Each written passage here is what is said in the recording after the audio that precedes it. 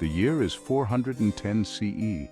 Imagine a world where mighty Rome, for centuries the ruler of much of Europe, is crumbling. The Roman legions, symbols of unmatched power, are recalled, leaving distant outposts vulnerable. Britain, under Roman rule for almost 400 years, is one such outpost. The legions depart, leaving behind a power vacuum and a population grappling with an uncertain future. Roman administration collapses, and the centralized structure dissolves.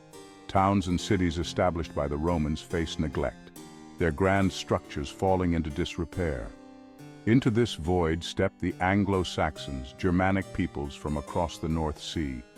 Lured by the promise of land and resources, they arrive on Britain's shores, eager to carve out their own destinies. This period, from the departure of the Romans to the arrival of the Anglo-Saxons, marks the birth of a new Britain. Imagine warriors with braided hair and iron swords sailing across the North Sea. These are the Anglo-Saxons from present-day Denmark, Germany, and the Netherlands. Drawn by the promise of fertile land, their arrival was not peaceful. The Anglo-Saxons, skilled warriors, engaged in fierce battles with the native Britons. Villages were razed, kingdoms toppled, and the native Britons pushed westward or assimilated. They brought with them their language, Old English, the ancestor of modern English. They established kingdoms, Wessex, Mercia, Northumbria, East Anglia, Essex, Kent, and Sussex. These kingdoms, known as the Heptarchy, became the building blocks of a new England. Their love of storytelling found expression in epic poems like Beowulf. The arrival of the Anglo-Saxons laid the foundation for a new and distinct English identity. Imagine a patchwork quilt, each square representing a different kingdom. This was the Heptarchy, the 7 Anglo-Saxon kingdoms that dominated England. These kingdoms, though often at odds, were bound by a shared language, culture, and a thirst for power. Offa of Mercia, a ruthless ruler, constructed Offa's Dyke to mark his kingdom's boundary. Amidst the struggle for dominance, a sense of shared identity began to emerge. The Anglo-Saxon kingdoms, though politically fragmented, were united by their language, laws, and burgeoning Christian faith. Monasteries became centers of learning, preserving classical knowledge and fostering literacy. The Heptarchy played a pivotal role in shaping the destiny of England.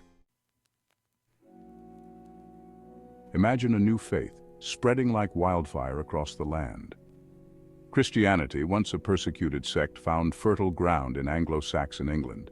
Missionaries embarked on perilous journeys to spread the gospel. Kings, recognizing the unifying power of faith, embraced Christianity. Monasteries became centers of learning, promoting literacy and preserving ancient texts. The rise of Christianity transformed the religious, cultural, and intellectual landscape of the island.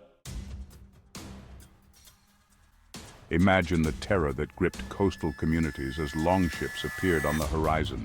The Vikings, fierce warriors from Scandinavia, descended upon England's shores. They targeted monasteries and settlements, leaving a trail of destruction. Lindisfarne, a holy island, was sacked in 793 CE, marking the beginning of the Viking Age in England. The Vikings were skilled seafarers, traders, and explorers. They established settlements, their influence evident in place names and archaeological finds. The Viking invasions forced the Anglo-Saxon kingdoms to unite against a common enemy. They brought new ideas, technologies, and trade routes, enriching the cultural and economic landscape. Imagine a king facing insurmountable odds, yet rising to the challenge. This was Alfred the Great, King of Wessex, a symbol of hope during the Viking invasions. Alfred, crowned king in 871 CE, faced relentless Viking attacks. He rallied his forces, and at the Battle of Edington in 878 CE, defeated the Vikings. Alfred's victory secured the survival of Wessex and paved the way for the reconquest of Viking-held territories. He established schools, commissioned translations, and fostered a revival of learning and culture. Alfred's reign marked a turning point in English history. He laid the foundations for a unified and prosperous England. Imagine a fragmented land gradually coming together under a single ruler. This was the process of English unification, set in motion by Alfred the Great and culminating in the reign of his grandson, Æthelstan. Æthelstan, crowned king of the Anglo-Saxons in 925 CE, continued his grandfather's legacy. By 927 CE, he had united all of England under his rule.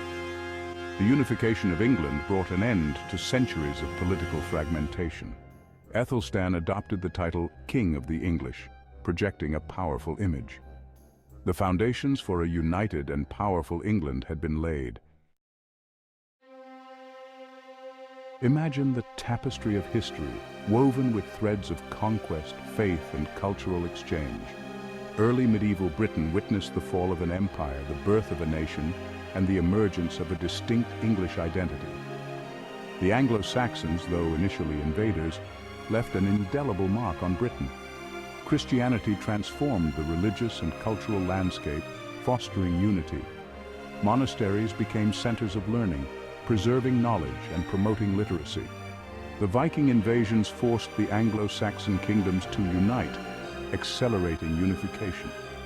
Early medieval Britain was a time of profound change and transformation. The legacy of this era continues to shape the England we know today.